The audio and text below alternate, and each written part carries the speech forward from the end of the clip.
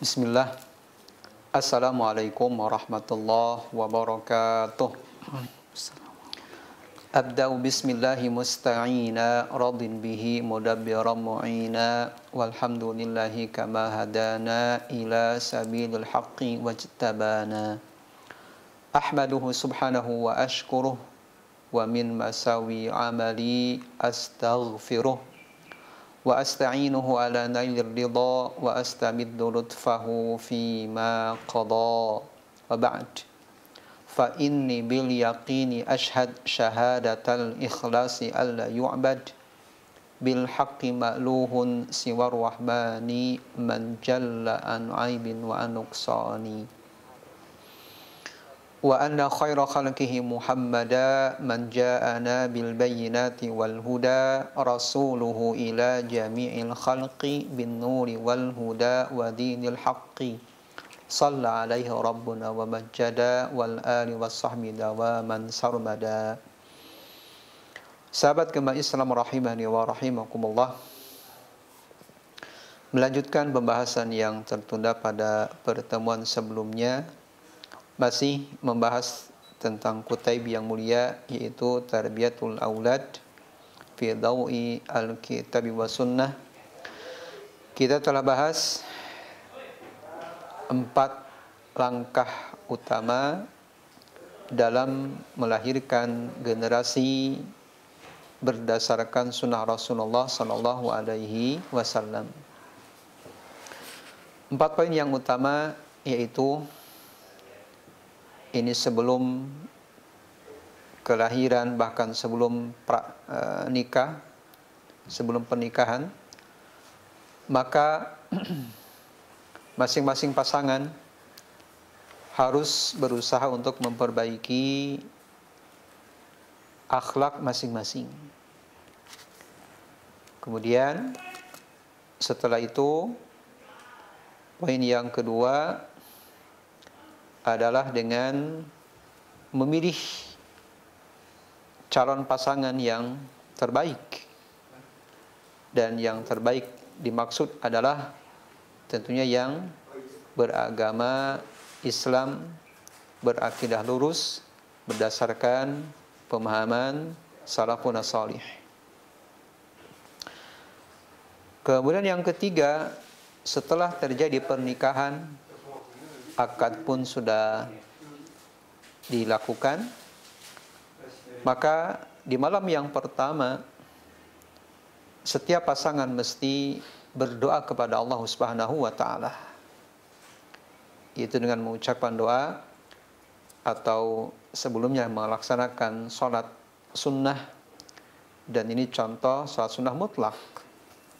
Kemudian suami pun mendoakan istrinya dengan memegang ubun-ubun istri. Kemudian setelah itu, sebelum melakukan hubungan, berdoa. Di antara doanya, Allahumma jannibis syaitan, Allahumma jannibna syaitan wa jannibis syaitan ma razaqtana. Kemudian apabila diberikan karunia berupa anak, maka dianjurkan untuk memberikan kabar gembira, di antaranya dengan sujud syukur kepada Allah Subhanahu wa taala. Atau sebelum itu, bahwa apabila ditakdirkan hamil dari hubungan tersebut, maka suami harus ekstra memperhatikan kondisi istri ketika hamil, karena sangat mempengaruhi nanti perkembangan anak setelah lahir. Jadi anak itu misalnya egois, atau anak itu penakut, pemberani, dan lain sebagainya, ini sangat ditentukan, sangat dipengaruhi oleh kondisi ibu hamil. Pada karena itu, ini bukan hal yang sepele kepada setiap suami, hendaknya memperhatikan kondisi istrinya ketika hamil. Kemudian setelah ada kabar kelahiran anak lahir dengan selamat, ibunya pun melahirkan dengan kondisi selamat, maka dianjurkan untuk sujud syukur, yaitu sujud yang dilakukan tanda terima kasih kepada Allah Subhanahu wa taala yang telah melahirkan atau anaknya telah lahir dengan kondisi selamat. Sahabat gemah Islam rahimani wa rahimakumullah. Kemudian sunnah-sunnah berikutnya setelah anak lahir, maka hendaknya setiap muslim memperhatikan hal-hal berikut ini. Yang pertama adalah al-adzanu fi udhunil maulud, yaitu mengadzankan bayi ketika lahir. Dan hadis yang menerangkan tentang anjuran mengadzankan bayi di telinga kanan dan iqamah di telinga kiri, pada dasarnya hadisnya diperselisihkan oleh para ulama. Sebagian ulama menganggapnya hasan, yaitu hasan li ghairihi, karena ditinjau dari beberapa riwayat sehingga derajatnya menjadi hasan li ghairihi. Di antaranya Ibnul Qayyim rahimahullah dalam kitabnya Tuhfatul Maulud. Meski beliau mengatakan riwayat Abu Rafi' itu lemah, namun dengan mengumpulkan beberapa jalannya, beliau menganggap hadis ini hasan li ghairihi. Kemudian sejumlah ulama lain, contohnya Syekh Su'aib Al-Arnaud rahimahullah, beliau menganggap dhaif hadis ini, hadis Abu Rafi'. Kemudian Syekh Albani rahimahullah juga, beliau dalam kitabnya Irwaul Ghalil menilai hadis ini hasan. Kemudian setelah itu beliau rahimahullah dalam kitabnya Al-Kalimit Thayyib, beliau taraju', alias memperbaiki pendapat beliau tentang derajat hadis Abu Rafi ini dengan derajat yang lemah. Ala kulli hal, ini perbedaan pendapat para ulama tentang anjuran mengadzankan bayi dan mengiqamahkannya ketika kelahiran. Tapi di sini kita ambil pendapat yang derajatnya hasan li ghairihi, bahwa hadisnya adalah hadis Abu Rafi' dari bapaknya. Ia mengatakan, Ra'aitu Rasulullah sallallahu alaihi wasallam adzana fi udunil Hasan ibni Ali hina waladathu Fatimah bis shalah. Aku telah melihat Rasulullah sallallahu alaihi wasallam mengadzankan di telinga Husain ketika Fatimah atau ibu Husain, yaitu putri Rasulullah sallallahu alaihi wasallam, melahirkannya.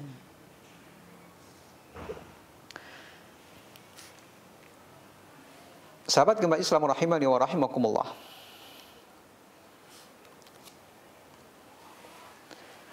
Nah, dikatakan bahwa Rasulullah mengadzankan di telinga kanan dan mengiqamahkannya di telinga kiri.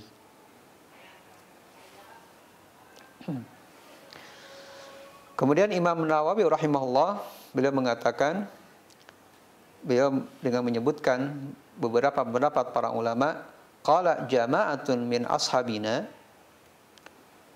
telah berkata sekelompok para ulama dari kaum kami, itu madzhab Syafi'iyah, mengatakan yustahabbu an yu'adzana fi udhunihil yumna wa yuqima fi udhunihil yusra. Dianjurkan mengadzankan di telinga kanan dan mengiqamahkan di telinga kiri.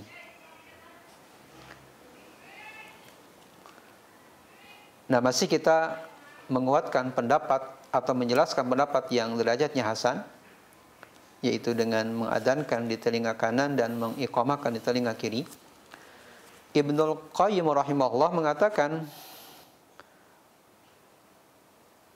rahasia mengadzankan di telinga kanan, dan beliau mengatakan wallahu alam, Allah yang maha mengetahui, bahwa an yakuna awwala ma yaqra'u sam'al insan kalimatuhul mutadamminatu li kibriya'ir rabbi wa 'azamatihi. Mesti yang pertama kali mengetuk pendengaran manusia adalah kalimat-kalimat Allah yang mengandung kemuliaan dan keagungannya. Ini rahasia kenapa harus diadzankan di telinga kanan. Dan juga beliau mengatakan, Ibnu Qayyim rahimahullah, bahwa kalimat adzan mengandung kalimat syahadah, persaksian, yaitu persaksian asyhadu alla ilaha illallah wa asyhadu anna muhammadar rasulullah, pengakuan bagi setiap orang yang mau masuk Islam mesti mengatakan demikian. Persaksian bahwasanya tiada ilah yang berhak disembah, hanya Allah saja, dan persaksian bahwa Nabi Muhammad SAW adalah hamba dan utusannya.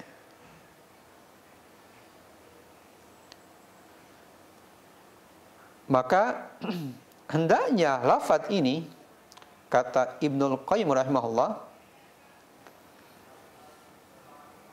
ditalkinkan, dituntunkan, terutama kepada bayi yang baru lahir, yang mana kalimat adzan tadi adalah merupakan syiar Islam. Ketika bayi lahir ke dunia, sebagaimana beliau mengatakan, kama yulaqinu kalimat at-tauhid inda khurujihi minha, dan juga dianjurkan bahwa kalimat syahadah ini ditalkinkan juga kepada orang yang hendak mengakhiri kehidupannya, atau ketika orang mendekati sekarat, maka dianjurkan mengucapkan kalimat syahadah. Jadi beliau menganjurkan bahwa kalimat syahadah ini ditalkinkan ketika lahir dan juga ketika mau meninggal, karena ia merupakan syiar Islam.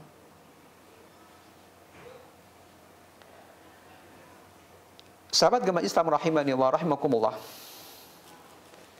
Nah, kemudian rahasia lain dari diadzankannya ke telinga bayi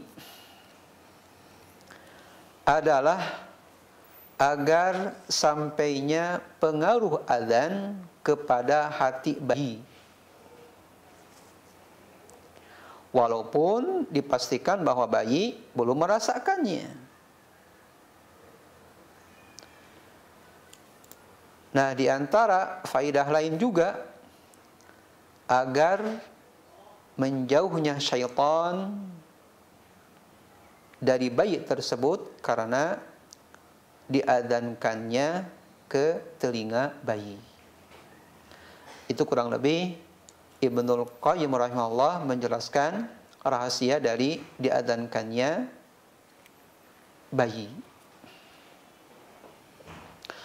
Sahabat gemah Islam rahimani wa rahimakumullah.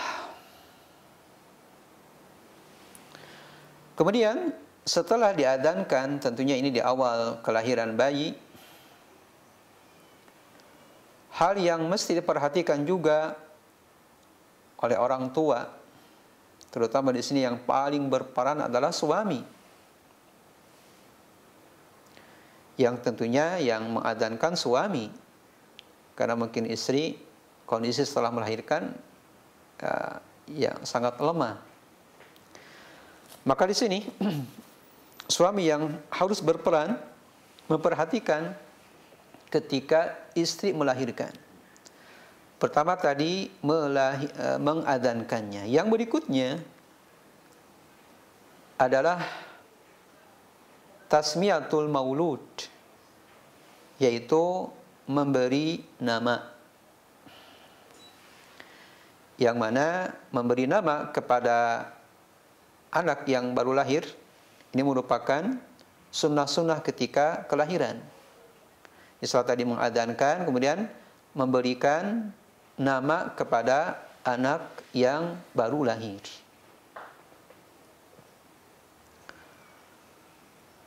Untuk memberi nama ini dianjurkan di hari ke-7 dari kelahirannya. Berdasarkan hadis Samurah, semoga Allah ridha dan meridainya, bahwa Nabi kita Muhammad SAW bersabda, kullu ghulamin rahinatun biaqiqatihi. Setiap anak yang baru lahir tergadaikan dengan akikahnya. Tudbahu anhu yauma sabi'ihi, disembelih atau diakikahan hari ketujuhnya, wa yusamma, dan diberi nama, wa yuhlaqu ra'suhu, dan dipotong rambutnya. Sahabat kembali Islam rahimani wa rahimakumullah. Nah, dalam hadis ini ada beberapa anjuran atau hukumnya sunnah bagi keluarga yang telah dianugerahi anak. Pertama tadi memberi nama. Dan dianjurkan dalam memberi nama ini orang tua memilih nama-nama yang baik. Tentunya keluarga sebelum anak kelahiran udah tentunya memilih nama-nama anak yang akan lahir. Dan memberi nama termasuk hak anak atas bapaknya.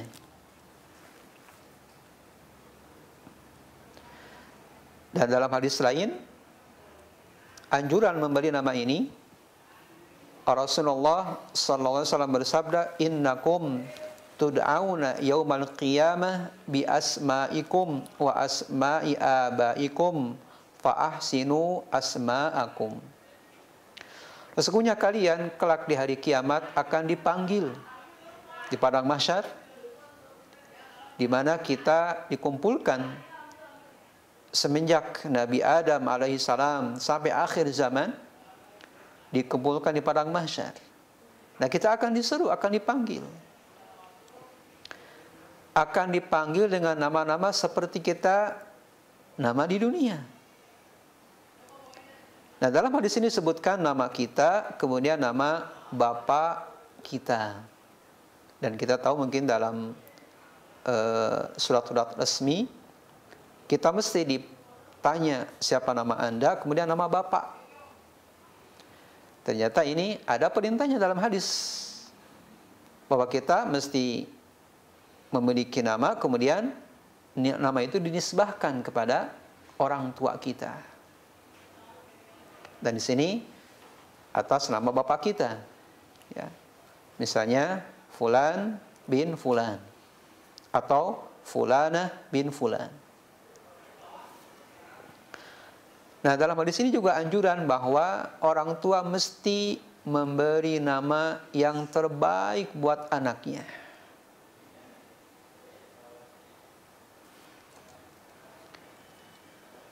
Dan Nabi kita Muhammad SAW mewanti-wanti agar tidak memberi nama yang jelek buat anak kita.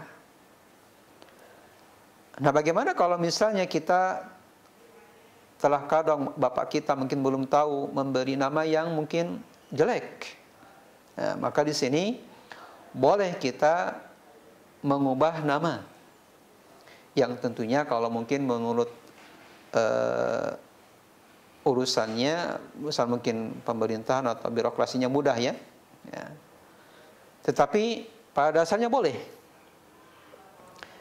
Di mana dalam sebuah hadis bahwa dari Aisyah, semoga Allah ridha dan meridainya, yang mengatakan anna Nabiyya sallallahu alaihi wasallam kana yughayyiru al-ismal qabih. Nabi pernah mengganti nama sahabatnya yang namanya jelek. Bahkan dikatakan hazan. Hazan itu sedih. Diganti dengan sahal, yaitu mudah. Nah, di sini bahwa sikap Nabi merubah nama sahabatnya ke nama yang lain pertanda bahwa merubah nama itu diperbolehkan. Atau mungkin di kita suka ada namanya, mungkin kalau mengganti nama langsung agak ribet ya. Urusannya dengan ya kantor atau mungkin pemerintahan ya, kan akte harus dirubah ya. Nah, biasanya kita namanya dengan apa? Kunyah gitu ya. Nama kunyah atau nama panggilan.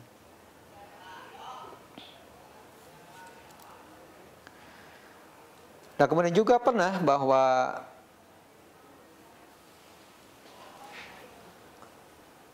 di sini disebutkan ismu Abi Bakar ibnu Abdul Ka'bah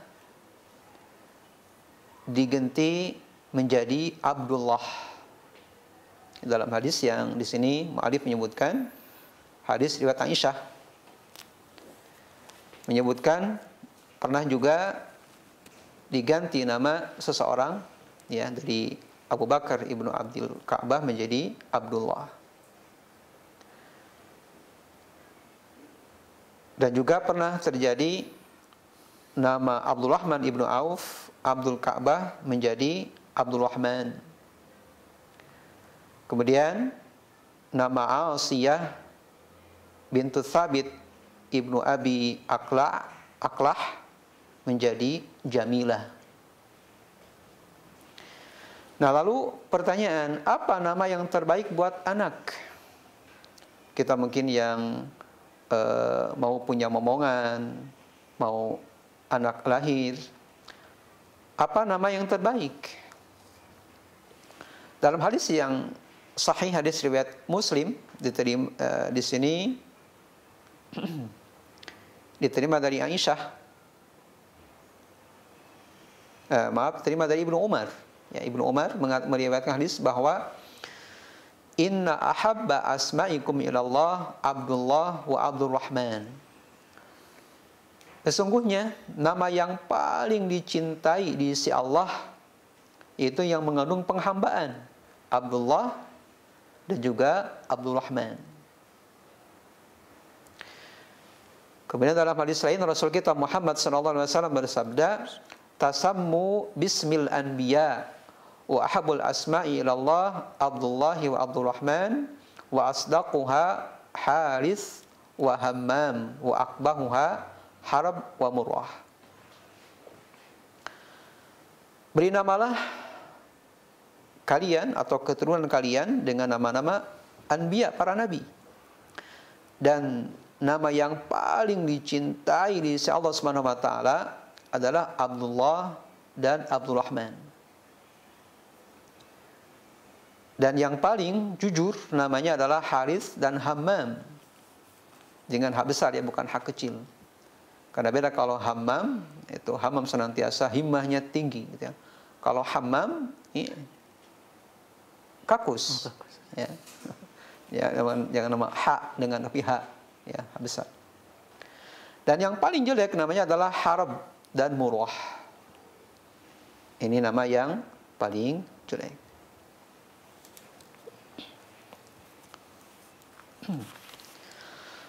Sahabat gemar Islam rahimani wa rahimakumullah.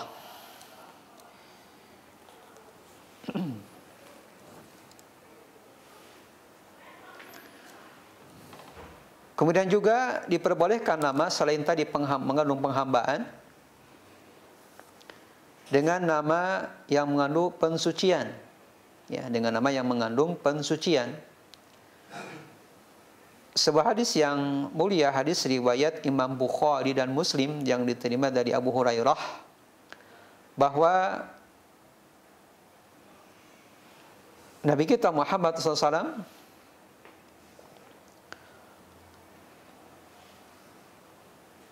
atau Abu Hurairah meriwayatkan bahwa kana anna Zainab kana ismuha Burwah. Dulu Zainab bernama atau namanya Burwah.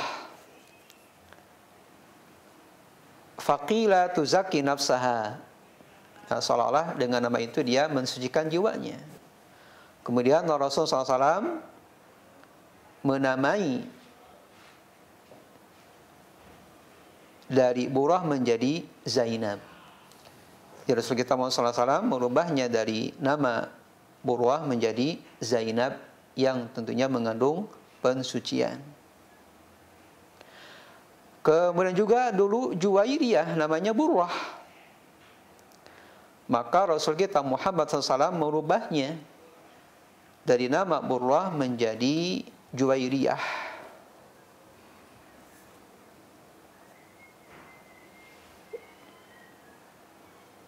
Dan Ibnul Qayyim rahimahullah, beliau mengatakan bahwa anna lil asma'i ta'siran fil musamayat, bahwa memberikan nama yang terbaik itu memberikan pengaruh kepada yang dinamai. Baik penamaan tersebut, kalau namanya bagus, maka akan bagus juga. Dan sebaliknya, dikhawatirkan dengan memberikan nama yang jelek juga akan mempengaruhi anaknya menjadi jelek.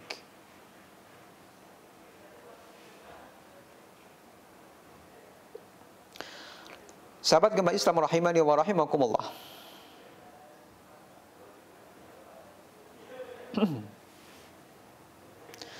Nah, kemudian beliau menyebutkan tentang kunyah.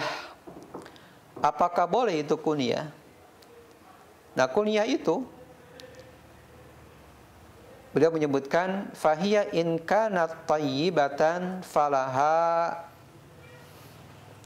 atharun fi nafsi wa ikramun lil makni.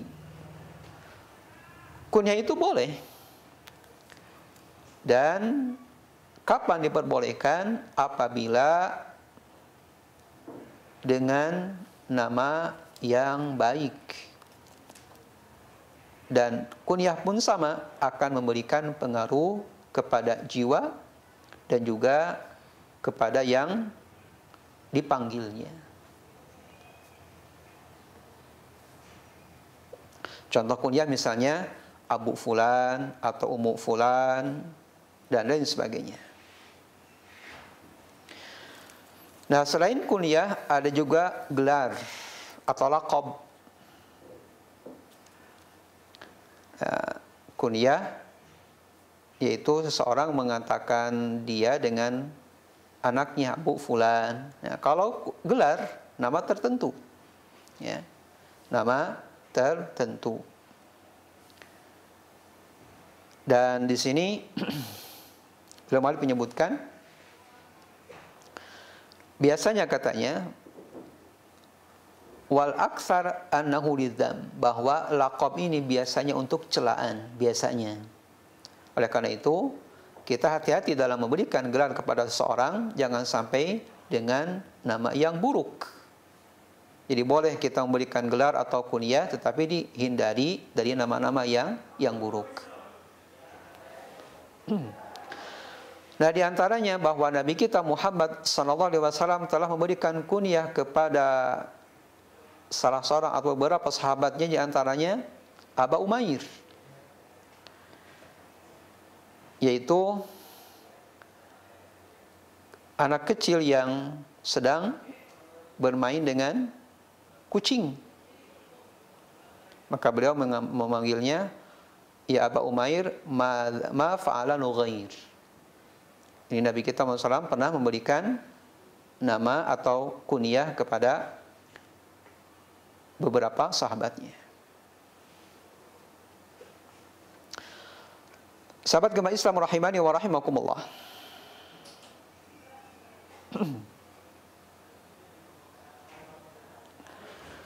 Kemudian setelah tadi mengadzankan, kemudian memberikan nama, selanjutnya adalah mentahnik. Mentahnik. Nah, seperti apakah mentahnik? Insyaallah kita akan bahas di termin yang kedua setelah jeda berikut ini. Barakallahu fikum. Sahabat gemah Islam rahimani wa rahimakumullah. Tuntunan ketiga dari bayi lahir adalah mentahnik.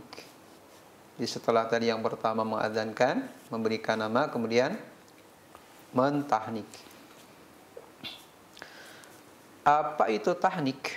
Tahnik adalah antam dagat tamra thumma tudlikuhu bihankis sabi fi dakhili famihi. Bahwa engkau mengunyah kurma, kemudian memasukkannya ke langit-langit bayi atau ke langit-langit dalam mulut bayi. Jadi kita mengunyah dan mengunyah ini tentunya harus lembut karena bayi baru lahir. Dan yang diutamakan mengunyah ini adalah orang yang tahu agama. Lebih diutamakan mereka para pembaca Al-Quran, apalagi yang hufadzul Quran. Karena mereka orang yang hufadzul Quran, yang setiap waktunya membaca Al-Quran, senantiasa diberikan keberkahan oleh Allah Subhanahu wa taala. Dan di sini dihindari yang mentahnik ini adalah perokok. Karena dikhawatirkan kalau mereka suka merokok, maka akan nempel bau. Dan dikhawatirkan akan membahayakan juga bagi mulut bayi yang pertama kali mengunyah dari makanan.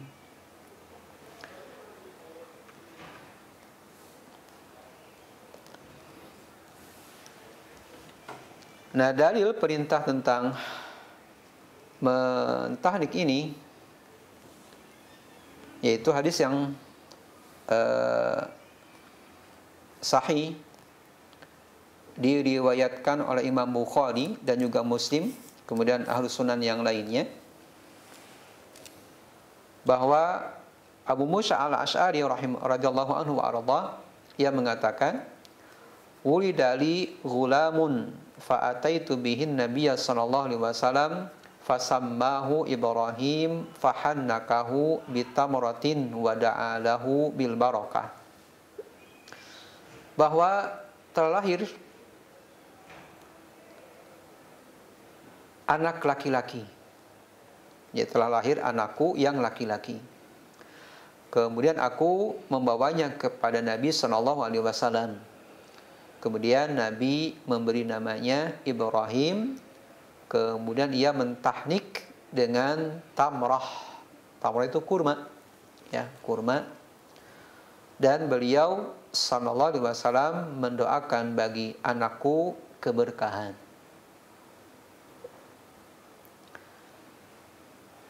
Kemudian dalam hadis lain bahwa tahnik ini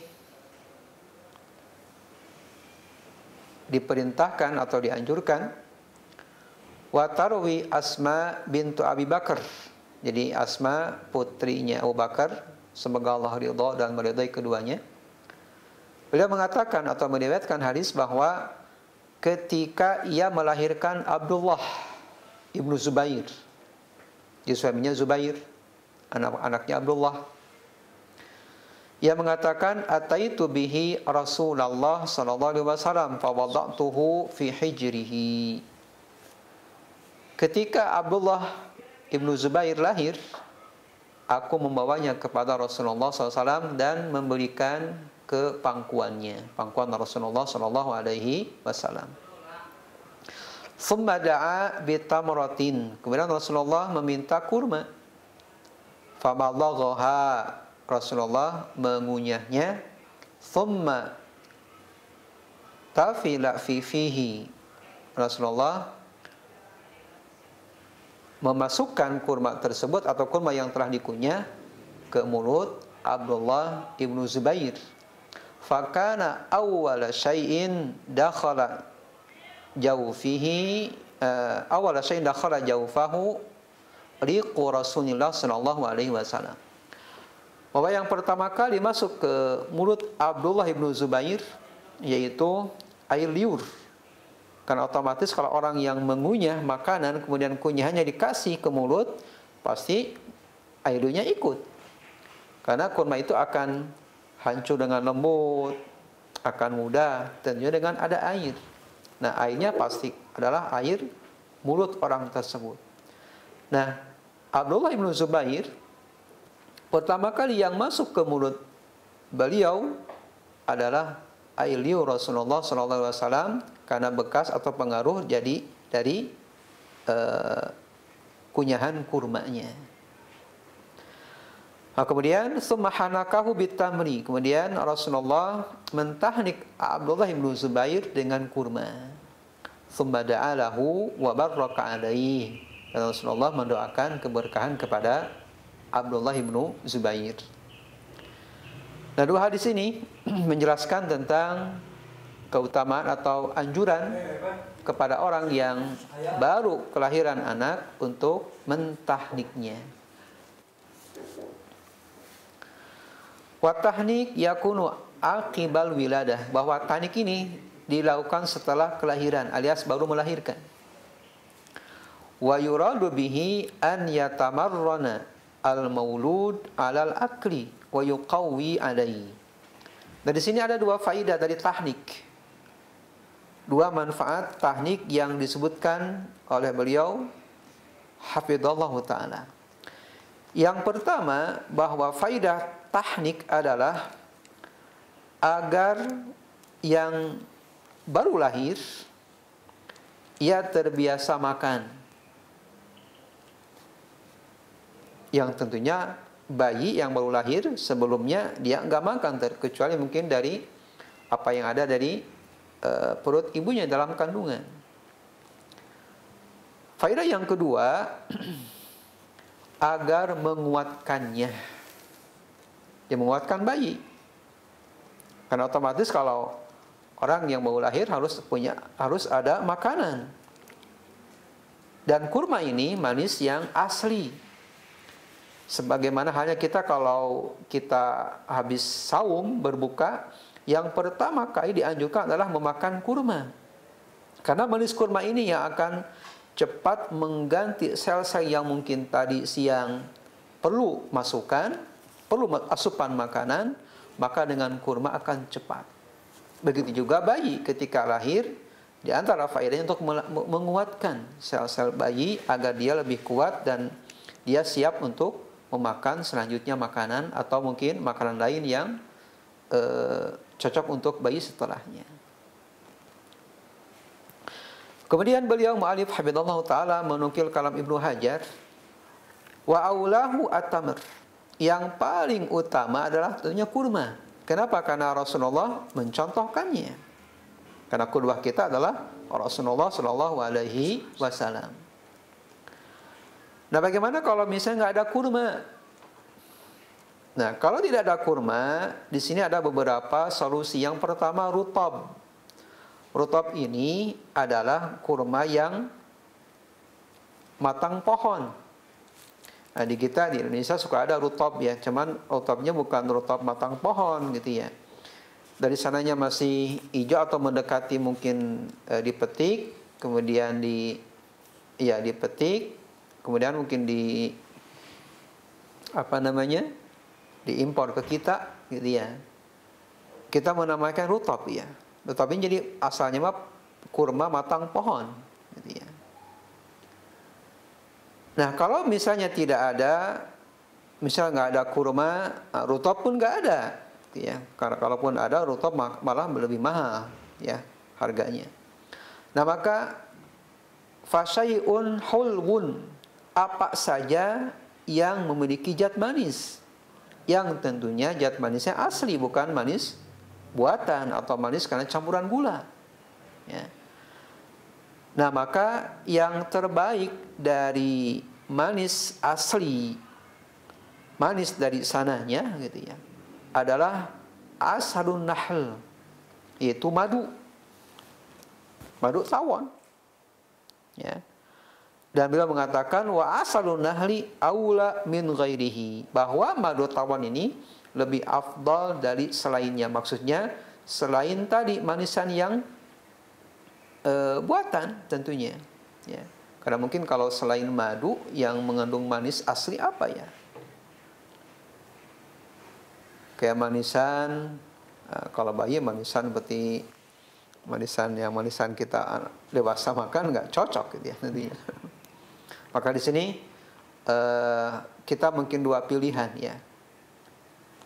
Kalau nggak ada kurma, rutab. Kalau nggak ada rutab, ya madu ya. Atau mungkin rutab susah ya. Maka madu yang paling diutamakan dari zat manis yang lainnya.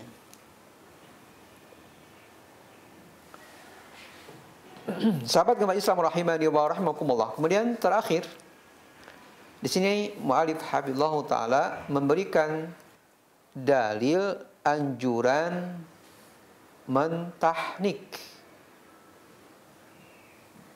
Ya. Ada sebuah hadis yang ini masya Allah ya, contoh istri yang salehah yang senantiasa membahagiakan suami ketika di dunia. Sebuah hadis yang diriwayatkan oleh Imam Bukhari dan juga Muslim, bahwa ini kisah yang menimpa Abu Talhah. Dalam hadisnya yang mulia,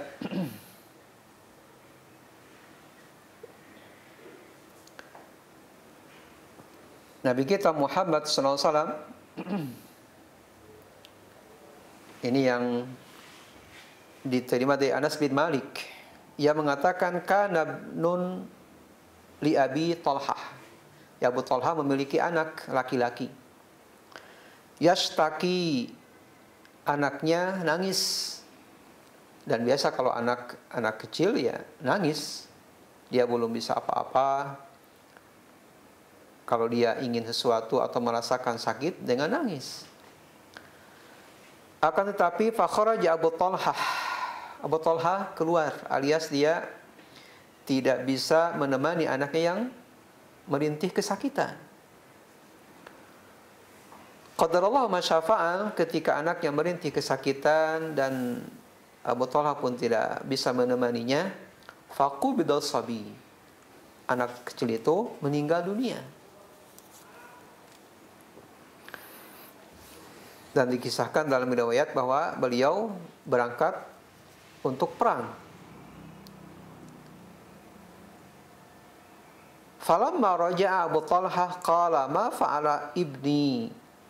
Tatkala beliau pulang, maka yang pertama kali beliau tanyakan kepada istrinya adalah gimana kabar anakku yang ketika itu sakit, atau dia merintih kesakitan, atau menanyakan gimana kabar anakku, kata Abu Talhah.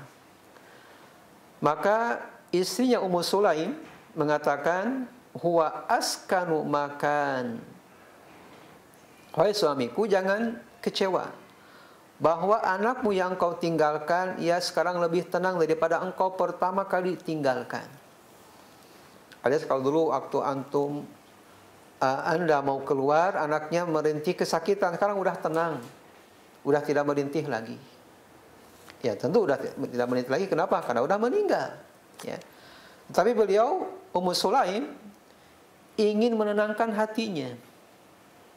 Karena kita kebayang ya, kalau misalnya suami baru datang safar kemudian dikasih yang menyedihkan, akan bagaimana yang terjadi? Minimal mungkin suami ya sedikit gak enak, atau mungkin marah, bisa jadi ya. Kok mungkin Anda gak bisa menjaga anak, dan lain sebagainya.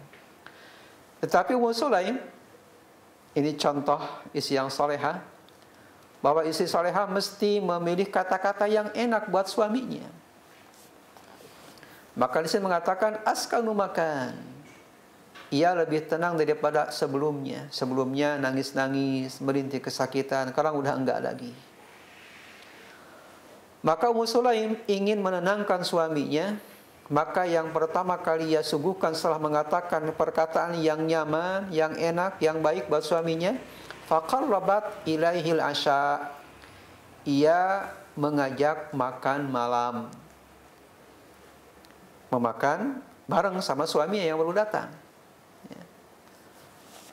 Kemudian setelah makan fata'asya, maka ia kebayang ya, istri yang ditinggal, kemudian suami pun baru datang safar, tentunya rindu, ya. Maka bergaulah keduanya, yaitu Ummu Sulaim dan Abu Talha. Thumma asaba minha, ditakdirkan dari bergaulnya atau berhubungannya Ummu Sulaim dengan Abu Talha, ditakdirkan memiliki anak. Falamma faragha qalat waru as-sabi. Maka ketika Ummu Sulaim, ketika pagi harinya setelah anak itu lahir, maka Abu Talha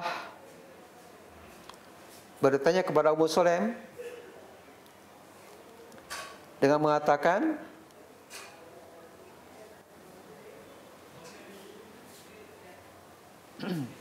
ya, Ummu Sulaim mengatakan untuk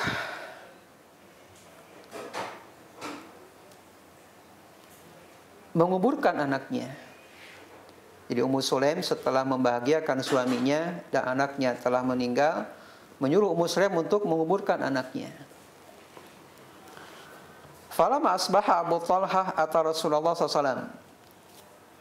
Kemudian di pagi harinya Abu Talha mengadu kepada Rasulullah SAW perihal sikap istrinya yang tidak terus terang perihal kondisi anaknya. Istrinya mengatakan tatkala ditanya bahwa anaknya telah tenang, kemudian ia menyediakan makanan, bahkan bergaul di malam harinya. Maka Rasulullah yang bijak ingin menenangkan keduanya. Beliau mengatakan, "A'rastum al-laila?" Apakah engkau malam hari telah bergaul antara kamu berdua? Abu Talha menjawab, "Na'am." Kemudian Rasulullah mendoakan mereka berdua, "Allahumma barik lahuma." Semoga Allah memberkahi kamu berdua. Maka hasil dari malam Abu Talha bersama istrinya, fawaladat gulaman, Ummu Sulaim melahirkan pemuda atau anak laki-laki.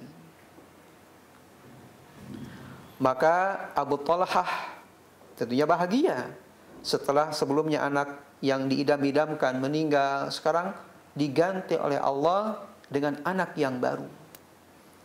Maka Abu Talha mengatakan, "Ihfadhu, jagalah wahai istriku." Karena dia mungkin kecewa sebelumnya anaknya selain meninggal. Nah sekarang ketika anak lahir, beliau menyatakan, "Ihfadhu, jagalah." Hatta ta'tiya bihin Nabiya sallallahu alaihi wasallam, sehingga ia membawanya kepada Rasulullah sallallahu alaihi wasallam. Fa'ata bihi Nabiya sallallahu alaihi wasallam wa arsalat ma'ahu bitamaratin. Ummu Sulaim tatkala bersama Abu Talha membawa anaknya kepada Rasulullah, ia membawa kurma. Sepertinya Ummu Sulaim telah tahu bahwa kalau misalnya anak lahir, maka yang pertama kali diberikan adalah atau dilakukan adalah mentahnik, ya, yaitu mentahnik kurma. Maka Rasulullah SAW mengambilnya kurma yang ada di Abu Talha tersebut,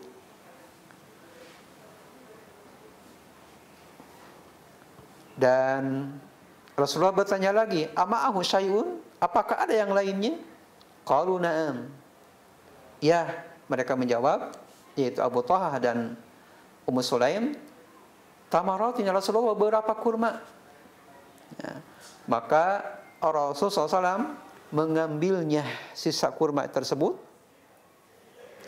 dan beliau famadaghaha, mengunyah kurma, kemudian mengambilnya dan memasukkan kepada mulut atau langit-langit dari putranya Abu Talhah dan Ummu Sulaim, dan beliau mentahniknya dan memberi namanya dengan nama Abdullah. Sahabat agama Islam rahimani wa rahimakumullah, mungkin ini dalil yang ketiga dan sekaligus terakhir tentang perintah bahwa di antara hal yang mesti diperhatikan oleh orang tua ketika lahiran anak, selain tadi adalah memberikan nama, mengadankan, memberikan nama, kemudian mentahniknya. Dan insyaallah sunnah-sunnah berikutnya yaitu tentang akikah, insyaallah kita bahas di pertemuan yang akan datang. Barakallahu fikum.